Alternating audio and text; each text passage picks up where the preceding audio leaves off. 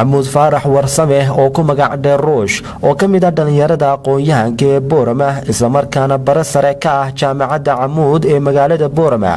ayaa dhawaan amar ka yimid barasaaba gobolka Awdal Cabdiraxmaan Axmed Cali kaasi oo amar ku bixiyay in la soo xidho kadib markii bartiisa Facebook ku qoray in aragtiyo uu ka qabo arrimo cadaalad darro iyo tabashooyin ka jira Awdal iyo Salal. maxamuud faarax warsame dhawaan xabsiga ka soo baxay isla markaana haatan uu sheegay damiin uu ku joogo dibadda ka hadlay sababaha keenay xadhigiisa iyo waxyaabaha lala xiriiriyay waxaana uu tilmaamay duurkiya anigoo hudheelka fadhiya rays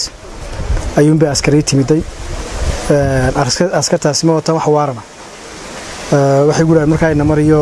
aan markaa waan raacay waxba ma weydiin markii hore saldhigii markaan tagnaan ku war maxaa lagu haystaayo waxa lagu raxad u tagtay taliye saldhiga markaan u tagayna waxay igu yiri waxa ku soo dacweeyay barasaabka gobolka Cabdiraxmaan barasaabkan ku markaa ilaa deemaykan uma garanayaan ku wax la igu xiray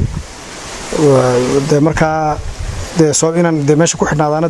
wax weyn uma arkadayna wax sax tahay processkaasi wuxuu ahaa process sharci darro qofka marka la qabanayo hadaan dambi gacmaha kula jirin horta weyn loo keeno waaran loo keeno kaasa marka lagu qabanayo marka lagu geenayaa lagu xidhaya marka kow taas horta sharci darro ahayd in eeda la sheegay ay tahay maqaalan qoray oo magaciisa la yiraahday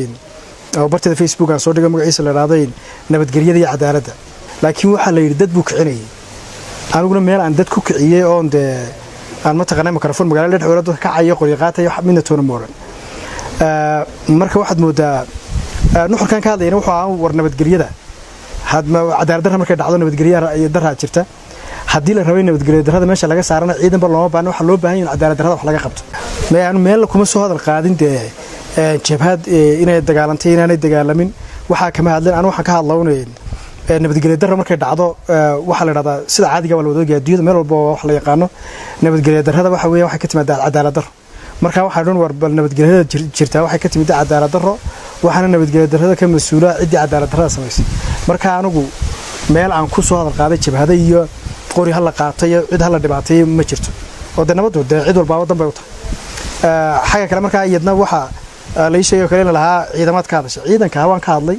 laakiin san uga hadlay waxa ahayd madaxweyne ciidan loo baahnaa cadaalad baa loo baahay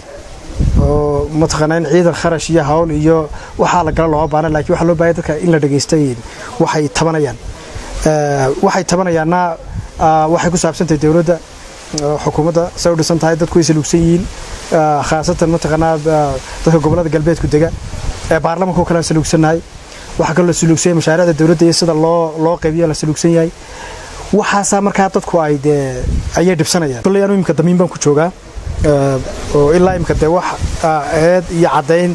inaan dambi ku jiro oo cadeyn loo keenay ma jirto marka maadaama oo cidii aniga soo eedaysay xorriyadda iga qaaday aan ilaa imka wax dambiye hayn barasaabka gobolka Cabdiraxmaan ama aniga labadeed mid dambiile noqonaya san kuma arintu ku dhamaan mayso waa in anigu lagu soo cadeeyo eedii lagu eedeeyay oo cadeynteeda inta la keenay aan dambiile noqdo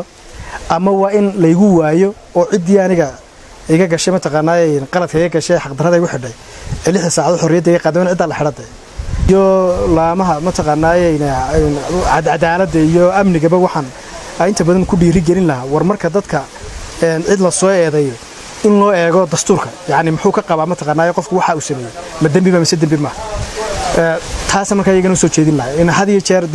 shuruucdaas ay noo dhax oo cadaaladda lagu ilaaliyo dadku marka cid la xirayo laamaha amaanku ay cid la eedanaya ma la soo dacweeyay waa in eedu noqoto eed jirta waa Jamaal Umar Tubeec telefishinka caalamiga badda Cas 24 TV magaalada Boorama.